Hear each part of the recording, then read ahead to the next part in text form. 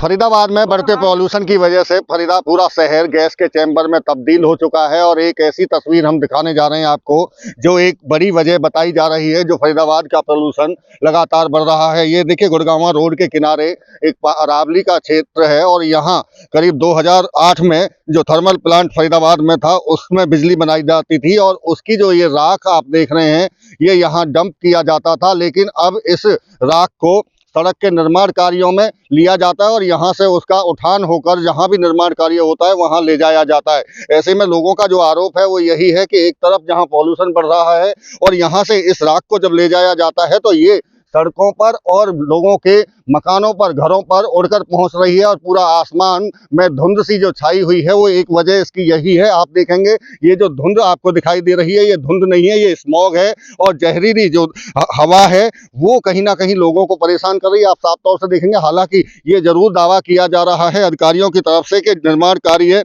पूरी तरह से बंद कर दिए गए हैं, लेकिन मशीनरी अभी भी यहाँ खड़ी आपको दिखाई देगी और यहाँ से राख को ले जाने का काम किया जा रहा था। हालांकि अब ग्रेड 4 लागू होने के बाद में जिस तरह से आदेश आए तमाम निर्माण कार्यों को बंद करने के लिए, उसके बाद में ये तमाम जो जितने भी आप आगे गाड़ी देख रहे हैं, डंपर देख रहे हैं, ये यहाँ से राख ले जाने वाले डंपर हैं। लेकिन अब दावा किया जा रहा है कि अब इनको बंद कर दिया गया है। लेकिन ये जो आप राख देख रहे हैं ये रास्ता इसीलिए बनाया गया था। हालांकि अब यहाँ देखेंगे तो पानी का छिड़काव जरूर किया गया है, लेकिन जिस रास्ते को बनाया गया है राख को ले जाने के लिए केवल वहीं पानी का छिड़काव आप देख पाएंगे। अगर दूसरी जगह देखेंगे तो ये पूरी तरह से जो राख है इसी तरह से यहाँ पड़ी हुई है और ये जब हवा चलती है तो उसके हवा के साथ साथ में उड़कर लोगों के घरों में जाती है। देखिए, तमाम जो लोग हैं ये सैनिक कॉलोनी के लोग हैं, खुद साइट पर पहुंचे हैं और यहाँ लोगों से, जो काम करने वाले लोग हैं, उनसे बात भी इनकी तरफ से की गई है। आपसे बात करेंगे। क्या नाम है आपका? मेरा नाम अनिल अरोड़ा है।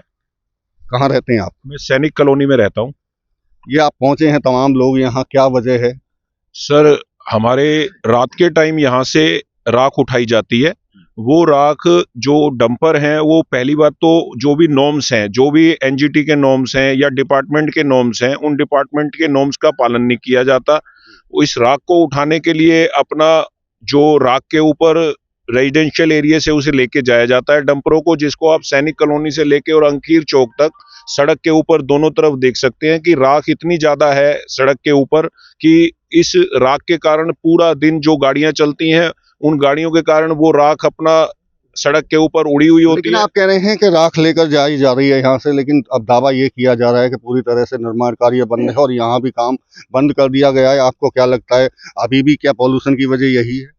पॉल्यूशन की वजह बिल्कुल ये है। पर्टिकुलरली हमारी सैनिक कॉलोनी में सबसे खतरनाक काम इसी राख की वजह से है।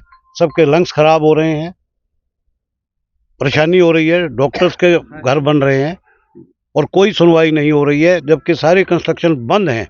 यहाँ क्यों काम हो रहा है? यहाँ क्यों एनजीटी के रूल लागू नहीं होते? लेकिन अब तो कहा जा रहा है कि पूरी तरह से इसको बंद कर दिया गया है, चूंकि निर्माण कार्य हो रहे हैं तो इसलिए जरूरी भी है कि इसको यहाँ से उठाया भी जाना है। देखो, सरकार ने अभी बहुत सारे ऐसे, अभी जैसे ये पॉल्यूशन बढ़ा है पिछले 8-10 दिन से, तो सरकार ने अलग अलग चीजें करी कि ऑड इवन कर दिया, कंस्ट्रक्शंस रोक दी हैं। बट जो बेसिक जहाँ से सबसे बड़ा पॉल्यूशन का सोर्स है ये, वहां पर कोई भी एक्शन नहीं लिया गया है आज तक भी। यहाँ पर आज भी यहाँ से अभी ये माइनिंग की जा रही है, ये डस्ट जा रही है रोड्स कंस्ट्रक्शन। आपने कब देखी थी माइनिंग यहाँ से गाड़ी जाती हुई? डेली रात को अगर आप कभी भी यहाँ से गुड़गांव रोड पर आप आओगे तो यहाँ पर आपको गाड़ियां दिखाई देंगी रात को। लेकिन ये जो इनकी तरफ से कहा जा रहा है वो ये कह रहे हैं कि ग्रेड 4 जैसे ही लागू हुआ, जब बंदिशें लागू हुई तभी से इस काम को रोक दिया गया था। सर, ये कहने की बातें हैं, लेकिन रात को फिर भी यहाँ से गाड़ियां उठती हैं और कल मूवमेंट और ये शहर के बीचों बीच से ये गाड़ियां जाती हैं। ये जो ग्रेप लागू हुआ है वो सिर्फ एक आम आदमी के लिए लागू हुआ है। अगर आम आदमी कोई छोटी सी कंस्ट्रक्शन कर रहा है तो उस पे तो रोक लगाने के लिए, क्योंकि ये एक बहुत बड़ा स्कैम है। ये अपना एक बहुत बड़ा, भाई जो भी यहाँ पे जिसने भी ठेका लिया हुआ है या जो भी अधिकारी हैं, अगर आप इनका एग्रीमेंट उठा के पढ़ोगे तो उसमें बहुत बड़े नॉर्म्स हैं। इतना ज्यादा पैसा इन्वॉल्व है कि उन्हें ग्रेप का भी कोई फर्क नहीं पड़ता। उन्हें पब्लिक के जो अपना स्वास्थ्य है उस स्वास्थ्य के प्रति कोई भी उनको चिंता नहीं है। उन्हें चिंता है सिर्फ अपने पैसे की, कैसे पैसे इकट्ठे हो सके। आप नुकसान क्या देख रहे हैं इसका? नुकसान यही है कि गाड़ियां जो सी शहरों के बीचों बीच निकल रही हैं, जैसे भी हवा चलती है ये सारा जो सी राख है, अगर आप सुबह उठेंगे घर पे तो बाहर के बरामदे में पूरी राख होती है। और इवन सुबह उठ के जो तमाम ladies है, वो तमाम किचन में भी ये राख तमाम लोग, आप जागरूक लोग हैं, कभी आपने किसी अधिकारियों से मुलाकात की हो इसको राख को बंद कराने के लिए? ये हर साल का काम है हमारा, हर साल का काम है। हर साल हमारे यहाँ से कोई ना कोई लोग आते हैं, बात होती है हमारी अधिकारियों से। कुछ 2-4 दिनों के लिए असर हो जाता है या छिड़काव कर दिया जाता है, बस चौथे दिन 5वें दिन से फिर ये दोबारा से यही काम शुरू हो जाता है। देखिए, बड़ी समस्या है लोगों के सामने इस बात को लेकर, क्योंकि अधिकारियों से भी मुलाकात करते हैं, लेकिन जो डस्ट है यहाँ से, जो राख है, ये लगातार उड़कर उनके घरों तक पहुँच रही है और घरों तक पहुँचने के साथ साथ में लोगों को स्वास्थ्य पर भी इसका सीधा सीधा असर पड़ रहा है। हालांकि दावा जरूर अधिकारी अभी कर रहे हैं कि पूरी तरह से इस साइट को अब बंद कर दिया गया है, लेकिन देखना होगा जिस तरह से तमाम लोग आरोप लगा रहे हैं कि आखिर इस समस्या से इन लोगों को कब तक निजात मिल पाती है। फरीदाबाद से देवेंद्र कौशिक, इंडिया न्यूज।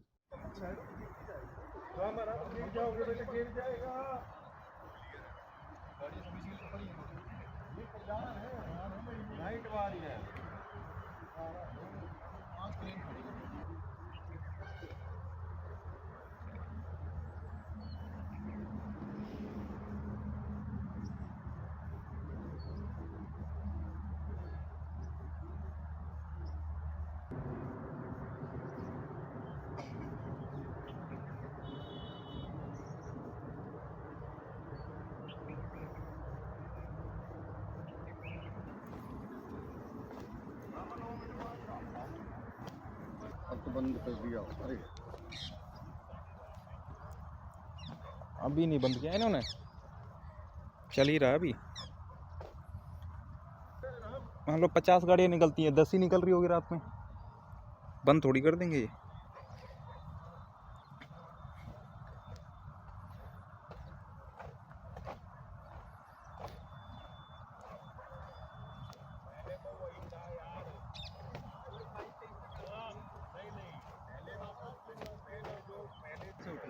खाली जगह डाल दो।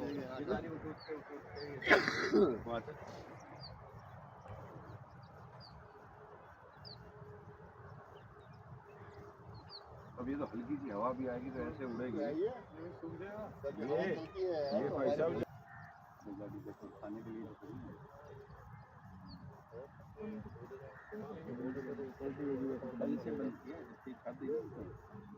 अब तो हो जाएगी।